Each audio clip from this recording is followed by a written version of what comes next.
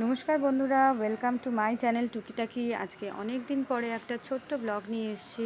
তোমরা বলো তোমরা কেমন আছো। আর আজকে জন্মাষ্টমী পুজো, আমি বাপের বাড়িতে এসেছি। আর বাপের বাড়িতে এসে দেখছি মোটামুটি সব কিছু রেডি, জাস্ট ঠাকুরমশাই আসার অপেক্ষা। ছোটোবেলা থেকে দেখে আসছে এই দিনটা খুব হই হই করে কাটাতো, আর আজকেও তার কোনো ব্যতিক্রম হয়নি। মা পুরো গুছিয়ে দিয়েছে, সঙ্গে আমার বোনেরাও মাকে হেল্প করেছে। তালের বড়া থেকে আরম্ভ করে নারকেল নাড়ু থেকে আরম্ভ করে সব রেডি এখন। জানো তো, ছোটোবেলাতে আমরা ঘুম থেকে উঠেই যেটা করতাম সেটা ফুল তুলতে চলে যেতাম।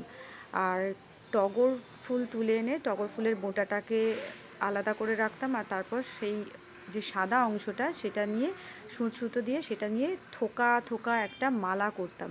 সেই মালাটা এত সুন্দর দেখতে লাগতো, আর সেটা গোপালকে পরানোর পরে এত ভালো লাগতো।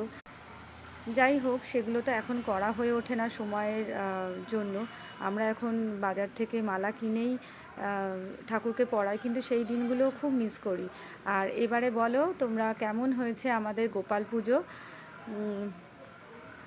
ভিডিওটা করেছি, তোমাদের যদি ভালো লাগে তো please like comment and share. Thank you and শুভ জন্মাষ্টমী।